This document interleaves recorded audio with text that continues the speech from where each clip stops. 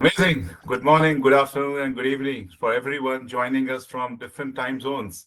Thank you for so much for being here today for our banking webinar, which is focusing on the innovation side and the trends which is shaping up. So we truly appreciate your time for this, taking time for attending and registering for this webinar. We hope you'll have a fantastic day with us. Today, we are excited to explore a dynamic topic, which is the future of banking, innovations, and trends transforming the industry. It promises to be an engaging and insightful session, and we are thrilled to have such a great audience here with us as well. Let me begin by introducing myself and AI CoreSpot as a company to you. So my name is Nitin Naveen, and I serve as VP Innovation Strategy at AI CoreSpot. With nearly a couple of decades of experience working with different consulting firms on different emerging technologies, I'm fortunate to have worked alongside a lot of global leaders, stakeholders, and some truly innovative projects as well. I have been joined today by my colleagues. Arvind is there in the front and Naveen is there in the back end. A big round of applause to them for their dedication and the energy they have brought to organizing this event, and to the whole AI CoreSpot team as well for arranging this. A quick word about AI CoreSpot. As a company, we founded around 5 years ago now. Our company serves as a knowledge hub for areas like AI, Gen AI, machine learning, robotics, IoT, and much more. Through our webinars, we aim to keep you updated on the latest technological advancements across various tech sectors with fresh monthly themes, and slowly we are gaining momentum month on month. Our vision as a platform is to become the leading global AI-driven community, a place where professionals like yourself can grow together and share the success. We are committed to deliver industry-backed webinars, hybrid events, in-person events, built upon credible insights from distinguished industry leaders, subject matter experts, and all our trusted partners who have been associated with us since beginning. In addition to events, we curate content as well, which is cutting across the blogs which we do, the videos which we always circulate, podcasts, the newsletter, which is a monthly newsletter which we do, making it easy to stay informed about today's fast evolving tech landscape.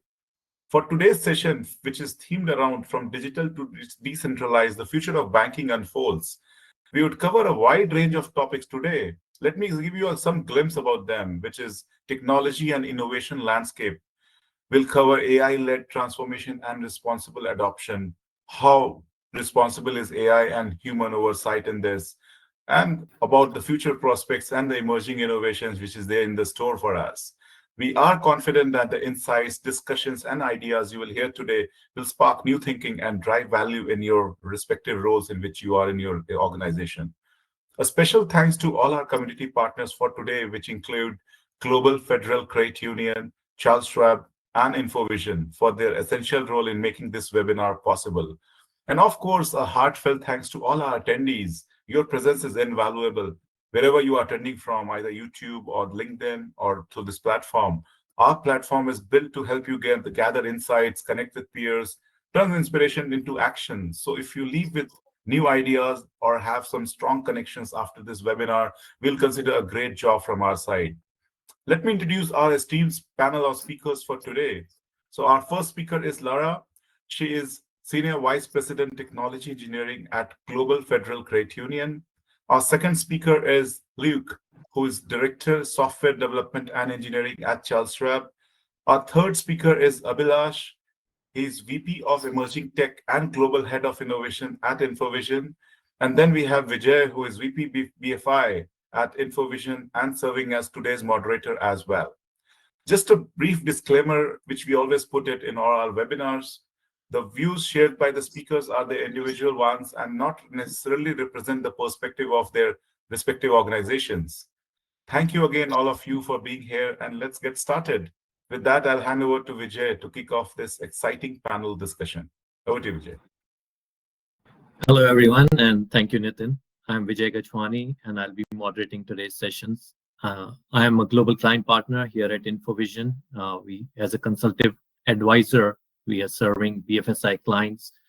We are a leading digital transformation services company, serving for nearly 3 decades now, with 11 global locations, a dedicated innovation lab, and a team of domain experts We help clients navigate complex challenges, providing strategic analytics and delivering solutions from the concepts to full-scale adoption.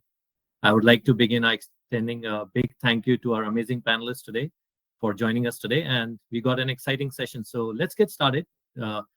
I would start with our first thoughts on what, from your perspective, the technology innovations are mostly significantly reshaping the banking industry today. And what are the emerging trends that you expect will define the next decade? So whoever would like to take a first go at this, please feel free. I can jump in. Thank you all. Thanks. I really appreciate you coordinating this. Thank you for the opportunity and the introduction. My name is Luke Rhoda, and I'm a director here in the engineering organization at Charles Schwab. I've been in finance for all of my career, nearing 25 years. So I've seen a lot of change over the years. Certainly in the next, AI is certainly here. It's starting to filter into the industry as a whole. I think some of the things that are going to start to reshape the industry will be a lot around client interaction and improving those touch points, making it easier for clients to interact with your organization, making it more white glove, more tailored to them. So I think that's going to make, I think that's going to increase, competition over the years. I think when it comes to banking, that client relationship is really important, right? And you want that to be sticky. And so being able to go above and beyond is going to be important. So you can leverage things like AI to help you with that. And so I think that's going to be a big aspect. I think some of the technology trends just outside of AI, things around security tools, observability tools, those are also going to help increase the rate of innovation at banks. Traditionally banks can move slower at times. They're heavily regulated, right? There's a lot of things to consider. Some of them are very large institutions.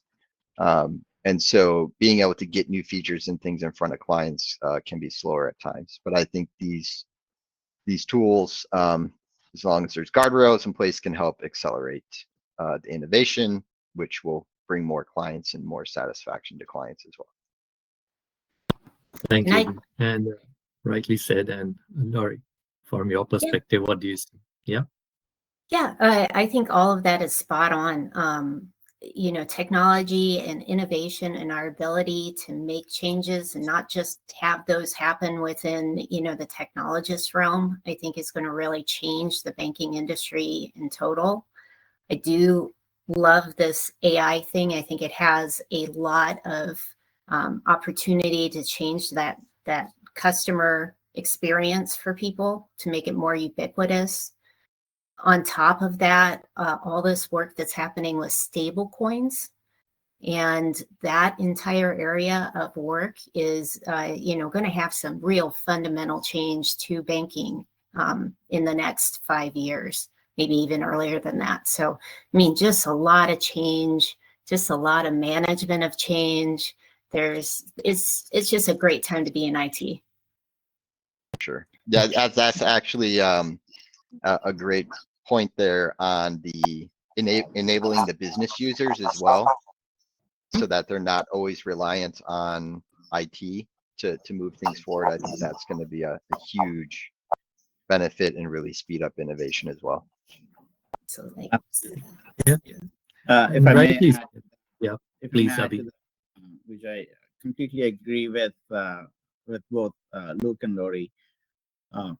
In today's world, no conversation is complete without AI, or even for that matter, going deeper, generative AI, right? So in the next half a decade to decade, if you look at it from how we are seeing the banking industry evolve, I think from a technology perspective, obviously AI, generative AI, is going to be playing a big role, right? But the next horizon after that would be quantum computing in terms of looking at, for example, pricing and trading and how do you predict some of those things. So there's a lot of push happening towards that, but that is a little farther off when you look at the horizon on that one. But the other things that we do see that are going to be extremely exciting in this space is, for example, how do banks look at monetization of their data that's going to benefit a lot of end businesses and end customers as well.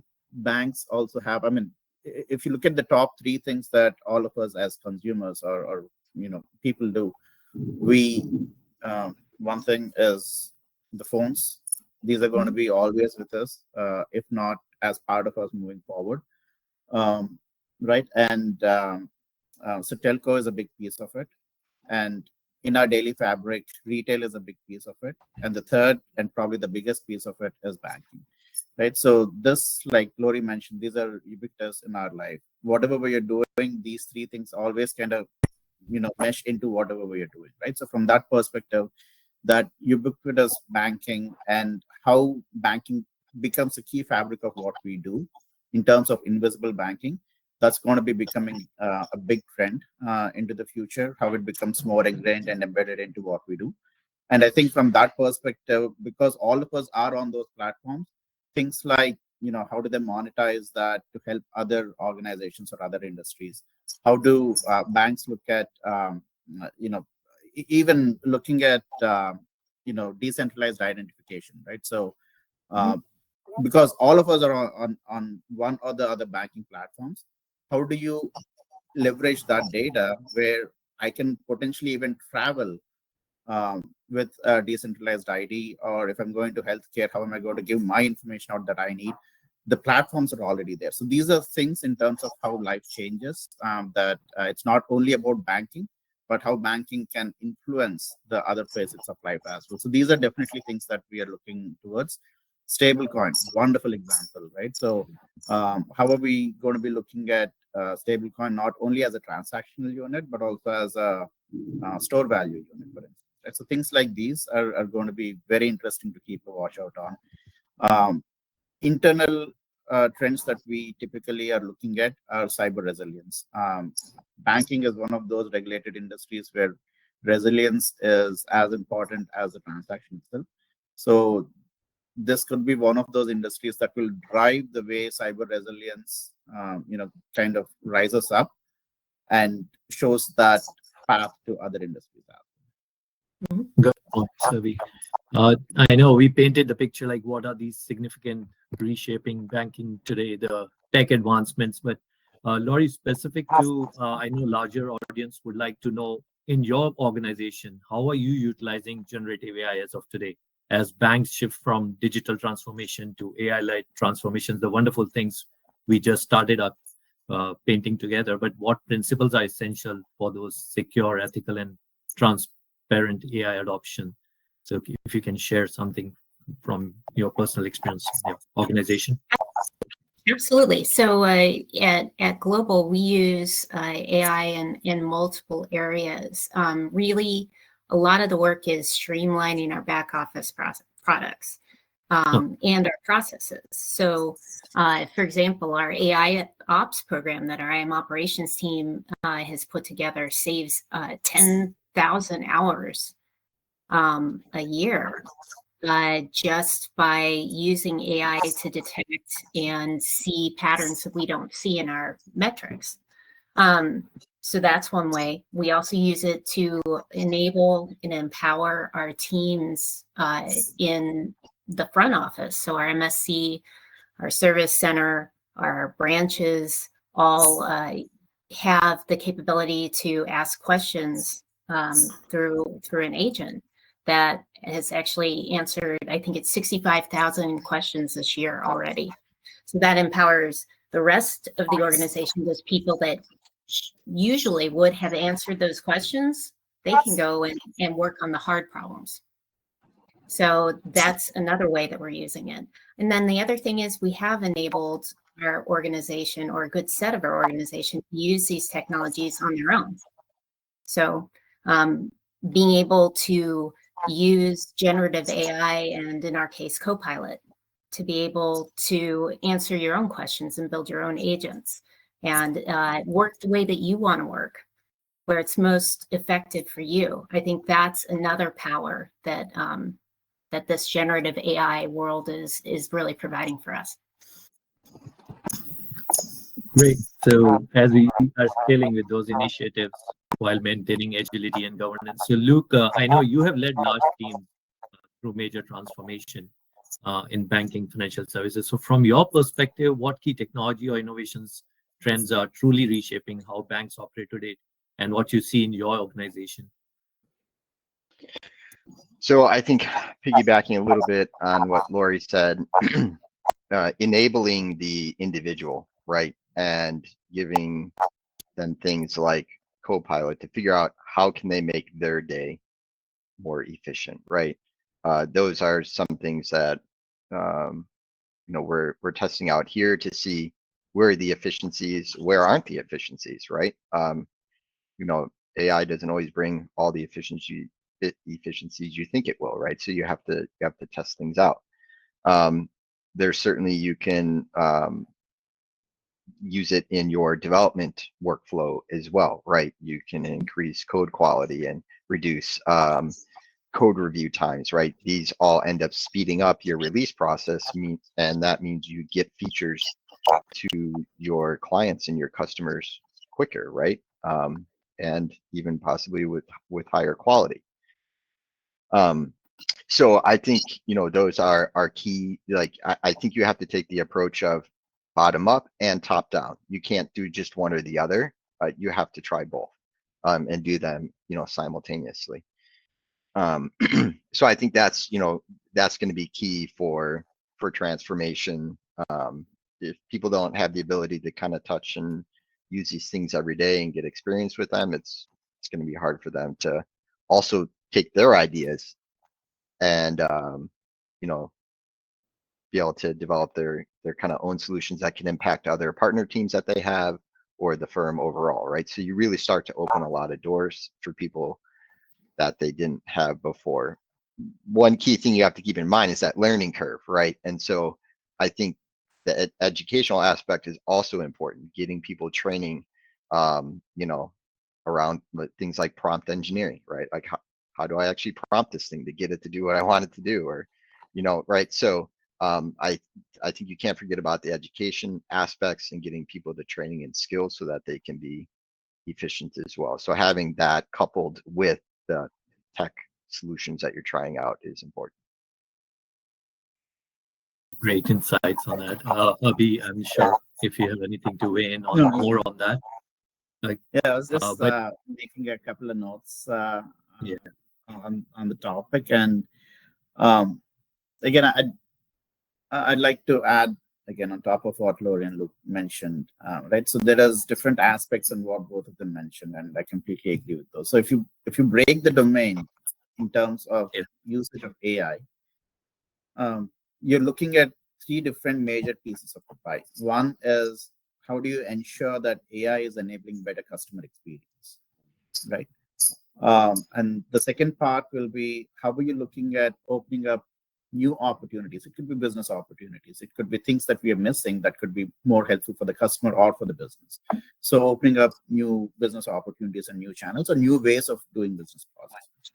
The third one will be in terms of how AI can impact is operational efficiencies and operational excellence, right? So that kind of impacts your bottom lines in the bank itself, right? So if you look at all of these three areas, and it is very well covered and what Lori and Luke mentioned, but if you look at some of those things, whether it is AI or generative AI, see, one thing I'd like to mention is in our experience, generative AI is an exceptional concept and tool that helps in a lot of different ways. But if you take generative AI by itself and ask it to do a bunch of things, that is not necessarily the right way to do it, right? So generative AI works very well in tandem with traditional ML models or RPA or things like those. So that's where agentic AI has started to become a lot more exciting for what we see into the future. So the way you look at agentic AI is you have a bunch of different agents that are able to do the tasks that they're given or the goals that they're supposed to. You set up a persona for a particular agent and say, your goal is to get the best, lending deal for this customer or something like that. So it needs to figure out how to do that. But you can have 500 such agents that are supposed to do different things. Normally, we would have business process to go through each of those things and say, if this is happening, do ABC things.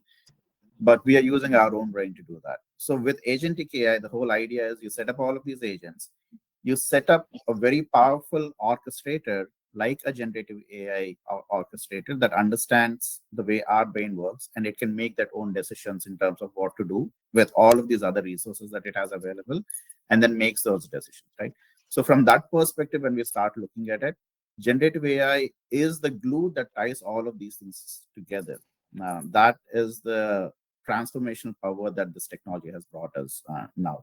Right, so from that perspective, yes, it's going to become a very pervasive technology, but it by itself is not going to be able to achieve a lot. It can do small things like, we can generate content and stuff like that, but that does not give it enough power in terms of, being that excited about the technology. But this is where the power we think is going to be, right? So now you start looking at things like fraud analytics. And Lori mentioned a wonderful example how they've saved 10,000 hours, right, in some of the analysis and things like that. So yeah, we're doing some very similar things for some of our customers as well, where the audit process and everything takes a lot of time, right? So how do you automate some of those audits, whether it is financial audits that you're looking at, regulatory audits to a large extent, right, or the conversational agents, in terms of how, when we talk about that experience, how do these conversational agents now eventually going into speech agents as well, that can help elevate this whole experience, elevate the time that is taken to, for me as a customer, when I go into a call, I don't want to be spending a lot of time talking to Vijay, right? I have better things to do. So how do we ensure that all of these things happen in a much more efficient way? And that gives me as, the employee of the bank, for instance, or a financial institution, to do a much more higher purpose of job there, right? So it's things like those that we'll be looking at. Automation like, KYC takes a lot of time, but how do you automate a lot of those things? SDLC from an operational perspective, excellent example, right? But building digital twins that help you with promotion analysis, revenue assurance, there are a umpteen number of use cases where AI and generative AI are going to have telling impacts within this domain. But if you break it down, again, MLOps, LLMOps, if you don't have the baselines covered in terms of what you need enablement for to scale these AI use cases, it is always going to stay in experimentation. So we see a lot of that experimentation in parallel to scalability architectures that you need to be building. Yeah, as you talk about so many agentic agents, whether it's in customer relationship or reducing the number of hours, as Laurie mentioned. So I want to ask Luke, this is about responsible AI. Everybody talks about agents can do so much, but there has to be a responsible AI and human oversight. So in the banking world, how can banks keep the right balance between using a technology to improve efficiency, as we talk about all these use cases and different things we just mentioned, and still keeping the human touch in customer relationships? Agreed. Yeah, it's a fine line there, right? Yeah. So I think we're still learning based on, what some of like the AI is producing. And I think what's most important is really having guidelines in place of like what can you use it for, what you should caution yourself with, and really always having that human oversight, right? Especially when you're interacting with other clients, other people in, other staff of your team, right? If you're going to use it, for example, to like help summarize what the person accomplished for the year, right? You're going to want to review that and put your own voice and tone on it, right? So I think keeping that human voice and that human tone like people are seeing AI, generative AI enough now where they can start to identify where something like maybe doesn't always look a little authentic, right? Like it was generated, and maybe with good intent, but we are still human. We're going to pick up on those things, right? So you really have to maintain your authentic self. And so I really think it comes down to culture. It comes down to guidelines. It comes down to training. All of those things combined is what's going to keep, that human experience, and that authenticity there, and that trust, which is really going to be important. Same for Laurie. So preserving that meaningful human connection in customer engagement is really important. So Laurie, your take on that, keeping the right balance, what you guys doing at Global? So I actually heard somebody sum up our vision in just a few words, which is AI first, human always. So the idea being that, we're using these technologies to augment the experience, but not replace the human experience that we're talking about. So making sure we have that right, I think is really, really great and important. I think guidelines are absolutely right. And as we walk into the agentic side of this, also thinking about something that I call agency. So it kind of combines the guidelines and guardrails we're used to, and also that kind of border of this is my intent and this is my purpose. Those things help us guide this in the right direction. I really do think that orchestration layer is going to be huge in the future. Figuring out this piece, because I can already see how many agents we're building, and it is going to be wild really fast, right? So making sure that we're taking care of that we're keeping that human center to our work and tying everything back to our values. I think it's just something that we will constantly have to work through as we make this change. Yeah, and for Abhi, I know you are developing many solutions for the client and LLM and all other models. Luke was about to add something, so yeah, I know. I think the agentic piece, the agents, right? They can be built fast. They're small, they're fast, they're targeted. I think it's starting to expose a gap though from like a security perspective, right? Like who's monitoring these things, who's watching them, so I think there's some tooling that needs to mature and come along to also just help keep the agents in check. And it's just like any other piece of technology. Like you're gonna scan your code, you're gonna make sure it doesn't have vulnerabilities, right? You want to keep the same mindset in place when it comes to agents, because it's just another piece of code, right? That's specialized. So but I think because it's moving so fast, and some of the larger like software organizations, I don't think are actually able to keep up right now with how to solve some of these problems. So I think it'll be interesting over the next few years, but like new startups and things start to pop up, or maybe there's already, some startups that are starting to think of this that are already a little mature, right? So I think this is kind of opening some new doors for new tech as well. An appetite to take risks, you rightly said. So I was going to say, Abhi, absolutely. I want to just piggyback on Luke's point there. That is a big white space right now, especially with the excitement around agentic AI and what kind of automation and speed and efficiencies it can bring into our processes. The cost of that is looking at the trust in terms of what it is producing, right? So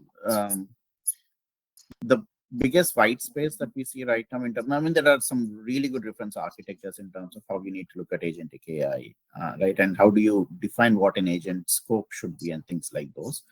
And some of the internal validation mechanisms in terms of whether the generative AI agent has received the right input or not. But ultimately, I think one of the biggest white spaces that needs to be addressed is we may end up creating an entire agentic system and be very excited about, hey, this is able to bring us so much efficiencies.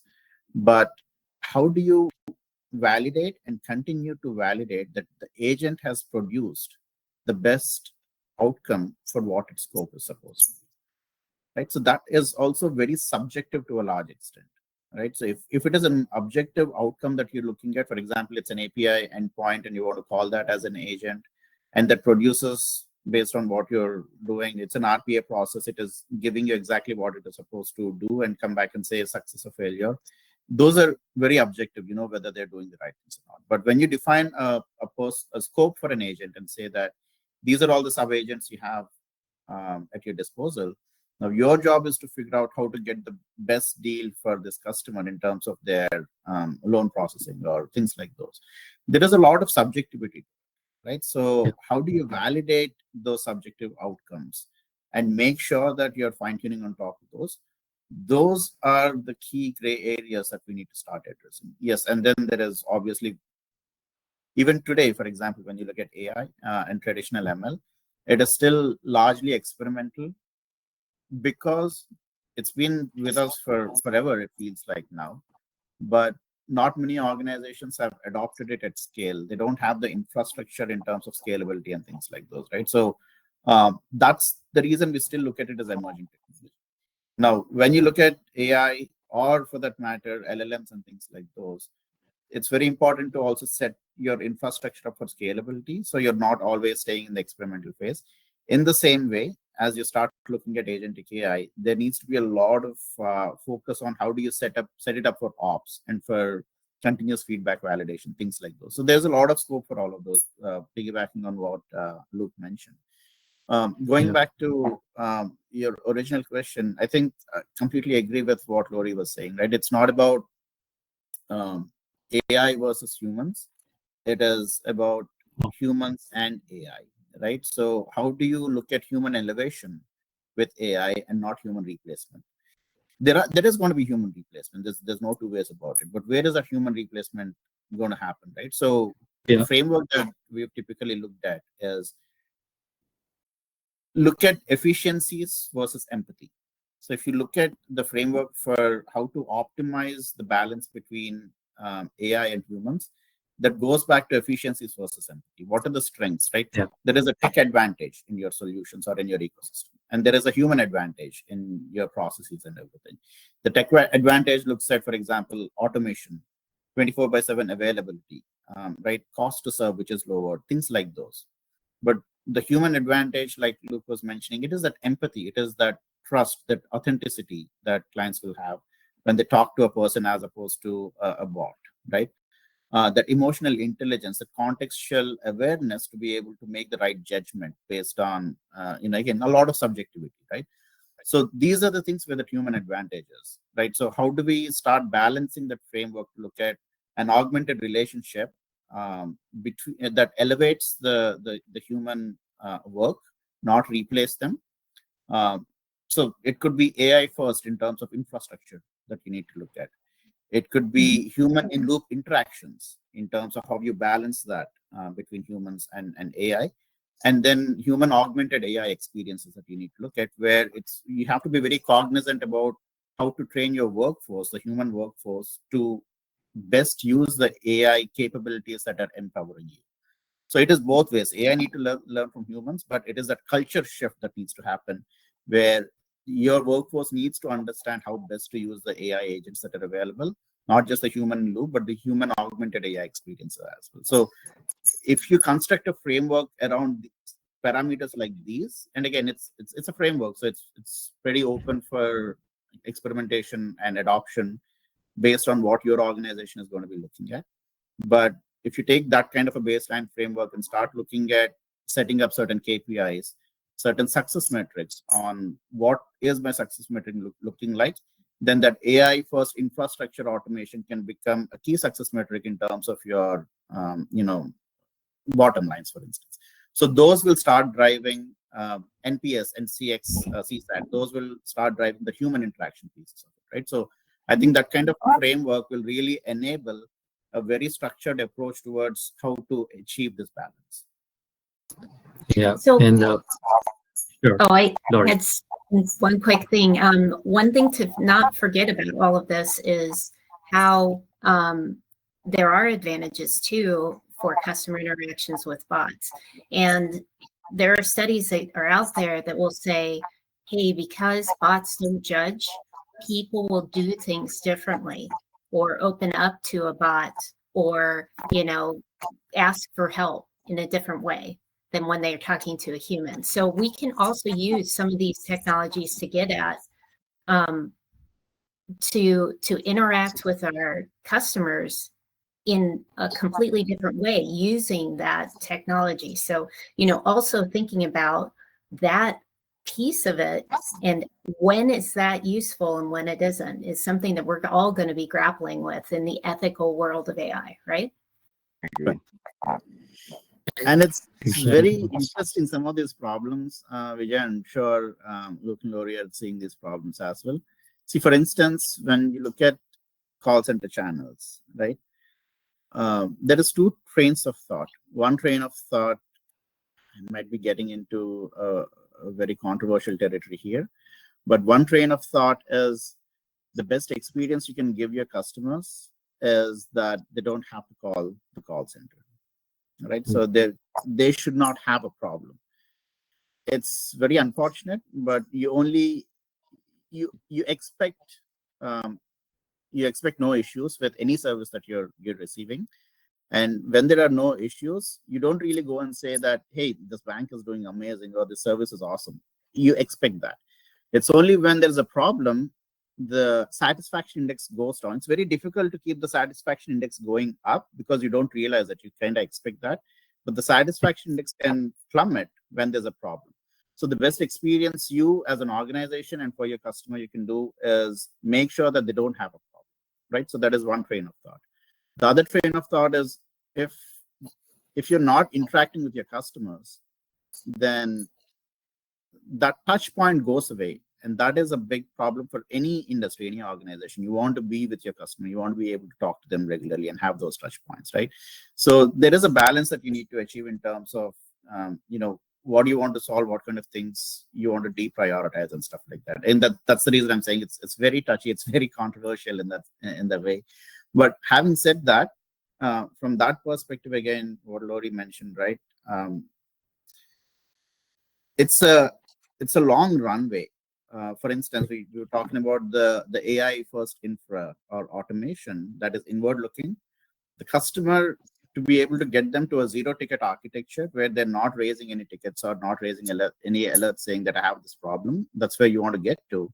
It does not mean that there are not tickets that are raising inside. There are probably a lot more tickets that are coming out because now you're starting to look at bringing all of your data together and proactively start identifying, hey, this could be a problem. So let's see if there's a problem. Let's solve this before the snowballs and customers are calling it, right? So the customers may not be seeing those problems from their side, but that is because you're doing a lot more internally to avoid that, which means a lot more workloads, a lot more automation, a lot more intelligence in AI has to happen in the operations side, right? Which is going to be very critical, right? So these are the things. It's just offsetting where your investments are. I don't think the investments are going to go away in the short term. Right? So it's how do you displace those investments from one place to the other? And that brings us to a topic of operational resilience and reliability. So, Luke, I know these two things, in your perspective, how they are becoming key priorities for the banks. And I would quote that recently OpenAI CEO Sam Altman has warned us of fraud cases, even including AI can clone voices so convincingly that voice print authentication still used by some financial institutions may be fully defeated. So I want to hear from you, and the larger community wants to know, like, how can leaders build those systems and teams that are both innovative and dependable, Luke? I think much of it comes down to the culture and the mindset that you want to create, right? Without that, it's going to be hard to move or transform or take any direction. You know, banking industry in general is very conservative, very risk adverse, right? And so that can be in conflict with trying to move fast or be innovative, right? And so you have to build a culture where it's supportive to try something that might fail, and then you learn and you kind of keep repeating, and you build some trust across the teams you're working with and across the tech you're working with, and then you can kind of start to move a little bit faster, right? You can take something small and just try to run it as fast as you can, it's low risk, and then you can kind of step up into things that are maybe a little bit more risky, but not high risk, right? So I really think much of resiliency, operational excellence, these things are really centered around culture and everyone working truly collaboratively as a team, right? When there's an Yeah. issue with one of your services, right? Everybody owns that, right? It's not like, well, you did this, right? We're not finger pointing, right? We're blameless. We focus on the problem, and then afterwards we focus on what happened. What can we do differently next time, right? So it's a subtlety, but it's like super important. Without that, it's really going to be hard to move quick and move in any one direction. That goes to your opening statement where you said it's a culture, top, bottom up. It's not one way. It has to be both ways in the organization. So thanks for bringing that. So Laurie, to build on that, there are real strategic problems and customer value that agentic AI can bring. But rather than becoming those isolated experiments, what your team is doing at Global to ensure that emerging tech investments are right, how leaders are doing? So we kind of tackle it three ways. One, it is easy to start looking at point solutions, right? A lot of these technologies, especially with the citizen development type of capability, I mean, there is definitely a place where you can build a quick solution, get some value, but that can't be the whole thing that we do. Because those just get us into the same problem we did with automation and RPA, where we have these little bits that we're taking care of, but we're not looking at the whole picture. We also take a look at the full capabilities. We kind of go, you want to think about it process first, and we reimagine the process for an agentic world. And I think that is really important to do, because it's not just replacing the human process. You can do things in a completely different way. So you have to think about it in that way. I also think you have to start thinking beyond point solutions and straight up business value and start building the foundations that'll help you in the long term.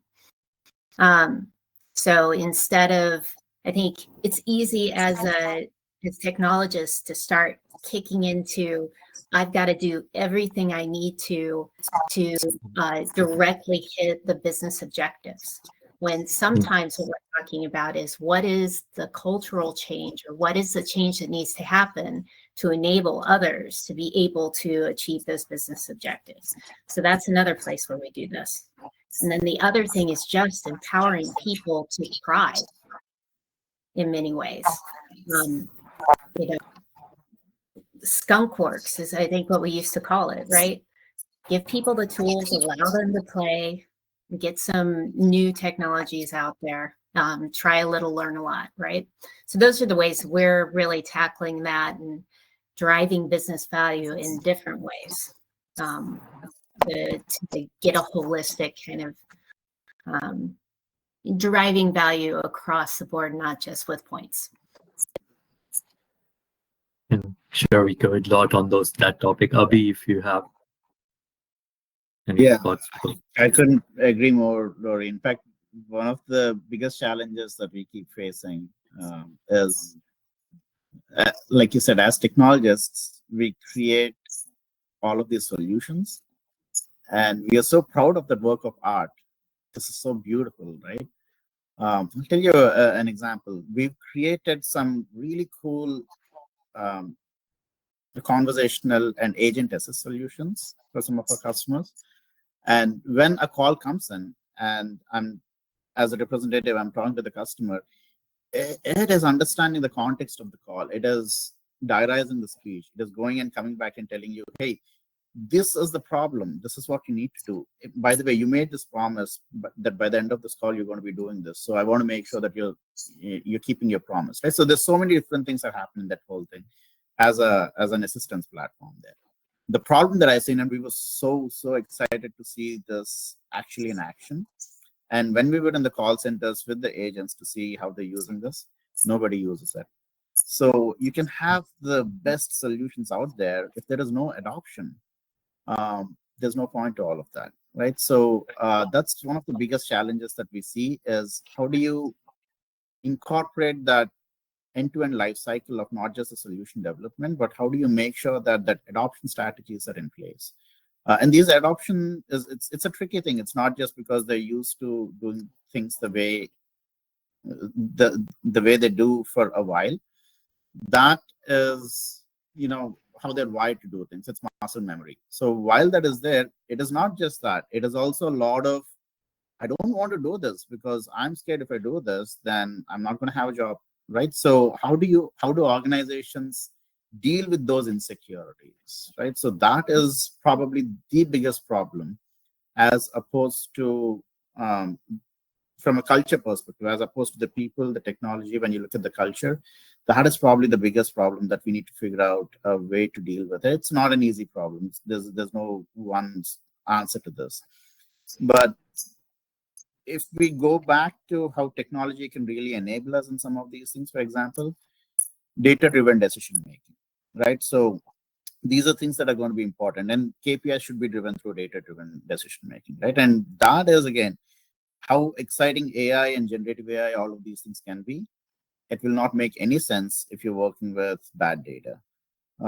And now with some of these, AI native platforms that are coming up, for example, Palantir as a platform has a very beautiful way of looking at how to elevate your data, not just as a data element and the value that the data is associated with, but where does this fit into your organization? What workflows are these objects? So they create an entire ontology model to help understand what the data means. And it takes a while to do that. But once you do that, it becomes a lot more easier in terms of solving any kind of problems, right? So there is a lot of investment that needs to go into, and every organization does those investments. Are they doing those investments with platforms like Palantir, or are you creating your own, data platforms? There are so many ways to go about it, and not one solution fits all organizations, right? So again, talking about job security, that is where our job security is we we are able to come in and understand what fits in well for different kinds of use cases, right? But we are seeing all of these things. You talked about voice, right, Vijay? Now agents are or bots are able to speak like an actual agent. I've seen a wonderful platform, and I think that's one of the keys is you don't have to do everything by yourself. You don't have to invent the wheel. It's about looking at what that ecosystem is. For example, there's a small company out of Denmark or Sweden, I don't remember, and it's called Heno. And I was working with, and it's really small, right? But the way they've gone about understanding whether a call is fraud, and I've listened to some of the conversations there, the authenticity in what you listen to, that an actual bot is talking, is scary. It feels like a real human, right? But they have developed some of these algorithms that are able to look at, different things like, what is the amplitude, what is the frequency, and things that you don't think about, right? So a machine, though it sounds exactly the same, it produces the sound at a different amplitude, for instance, right? So they're looking at a lot of different things and understanding that and saying that, hey, this is a robocall. It's not a real person, though it sounds like a real person, right? Similarly, when, for example, banks, I call a bank, there's so much fraud that happens in there. Everybody's information is everywhere, and with Stranger Things coming up in the next few weeks, I guess, it's a good analogy to take. For every good actor here, there is a bigger bad actor on the upside down, right? So it's very hard to beat those things. That's And good. they have the ways to get all my information. I'm so scared to go and Google myself because it's scary how much of my personal information is in there. So it's not difficult to become you for a bad actor. So how do we start looking at solving those? That's where the ecosystem, we talked about monetization, right? So for instance, financial institutions will have to work with, for example, telcos, just the way financial institutions have a lot of information about almost every person that is out there. Telcos have a lot of information about every person out there. They will have the phone tenure, the SIM card tenure, when a SIM card has been switched into a different phone, how frequently are the calls going out? Has this frequency changed in the last couple of days? All of these together, when you pull these things together, that indicates that fraud is happening because behavior has changed. Now, financial institutions will not have that kind of an information, but it is about going into that ecosystem that we have available, whether it is companies like Hano that are doing amplitude analysis, or it is the Verizons and the AT&Ts and the T-Mobiles of the world who have almost covered 100% of audience out there, and their calling behavior patterns and all of those things that can really help us reduce these fraud. So I think it's about building that kind of a right ecosystem and a data-driven decisioning. Right, from a governance perspective, again, it's understanding every LLM that is out there, every LLM platform that is out there claims that we are the best that is out there, and they have proof to show that. We have these reports where benchmarking we are better than this other one, right? But we need to also understand where they're better. For example, Perplexity is a lot better in terms of targeted research and data-driven analysis, more than what OpenAI may be better at understanding.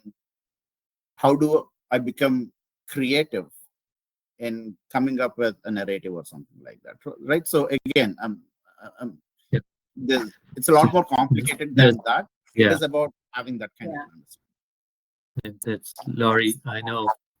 Looking ahead at the future, I know many touch points from Abhi, but what do you think about how do you see technology evolving the way financial institutions operate, whether it's voice-enabled agents that eventually support entire full transactions, as we discussed, via mobile app or a call center?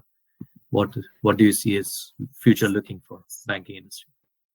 Well, I do think we have to be ready for agents interacting with us. So they are agents that are working on behalf of members that will be interacting with us and executing transactions, and all of the security that goes along with that. I think that will be big. I really do like the stablecoin idea. I say idea, but it's so real, right?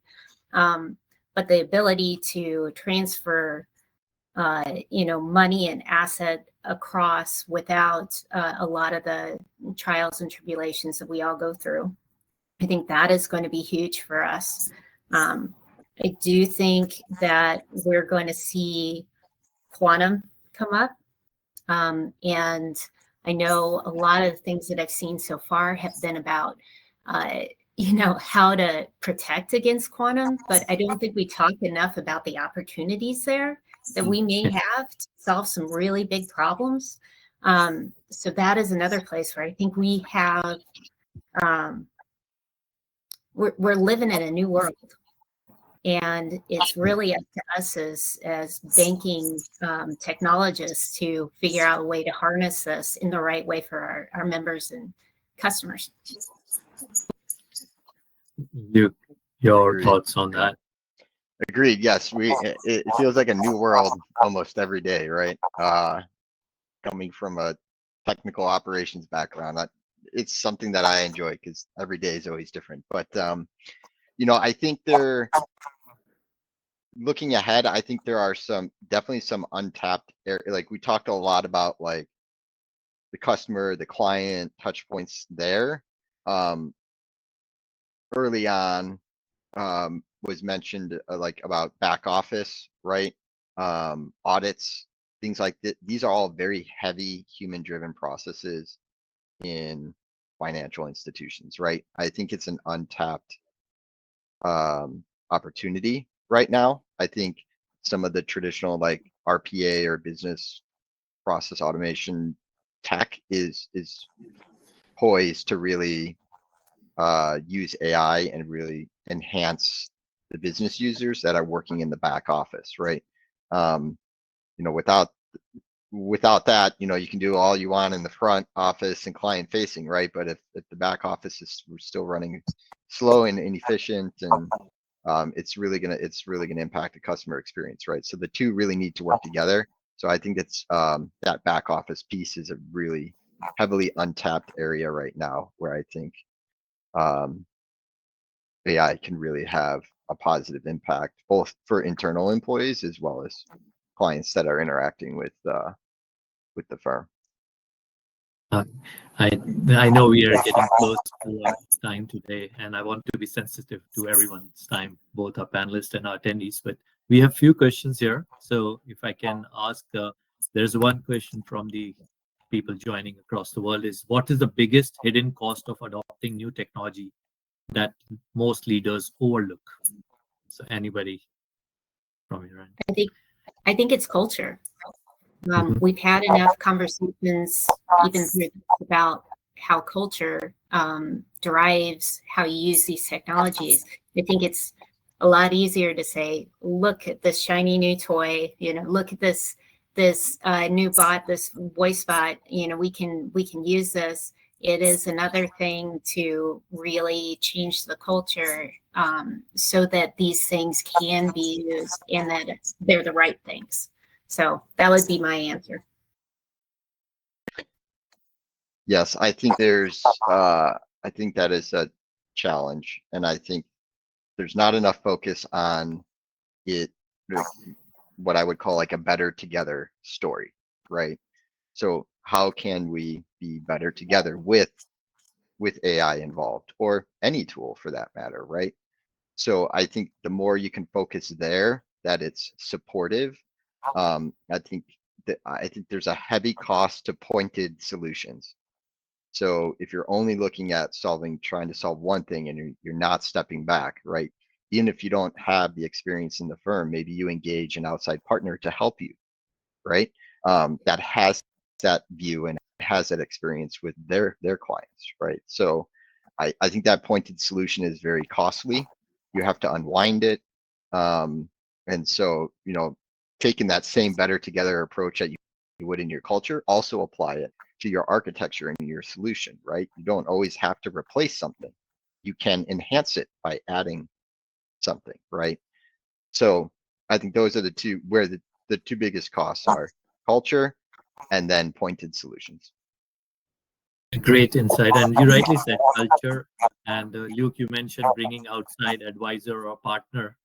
So that's where gentlemen like Abhi comes in and takes into driving that. So great. You mentioned about shiny toys.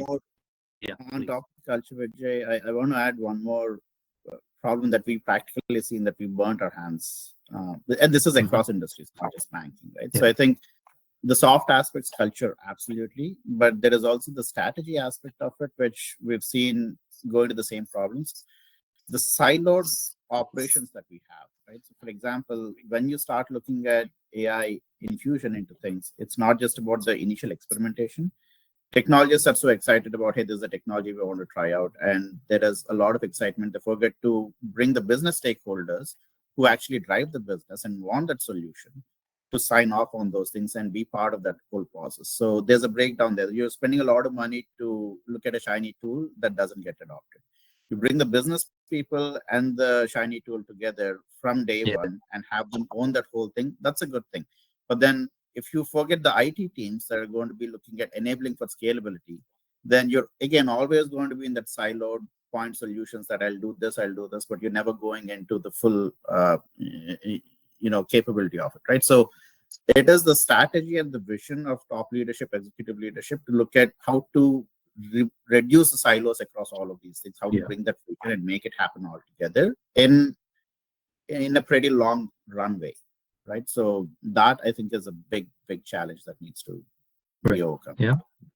Thank you. So we have covered innovation, resilience, governance, and the future of customer engagement in this session. And this has been very informative, personally for me as well, with Laurie, SVP Technology of Engineering at Global Credit Union, Luke, Director Software Engineering and at Charles Schwab, and Head of Technology and Emerging Tech at Abhi at Infovision. So I want to personally thank you once again for your valuable insights, and over to you, Nitin. Thank you. Thank you, Vijay, for expertly moderating today's session as well. So applause to you as well.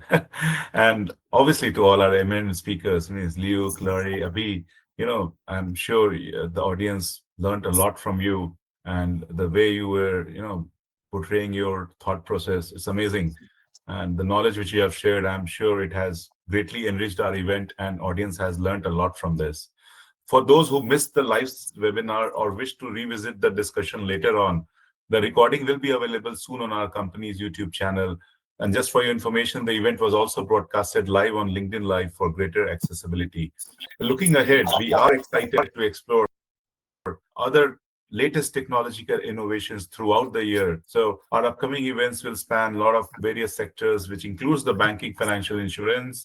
We cover a lot of things in telecom space as well, in retail, in something around media, something around healthcare, supply chain, manufacturing. So wherever innovations are going on, we try to cover that through our webinars. So stay updated with tech news, upcoming events, and registration details by visiting our website, which is aicourspod.io, or follow us on social media channel. Your engagement is invaluable, so please continue to interact with and share our content within your network.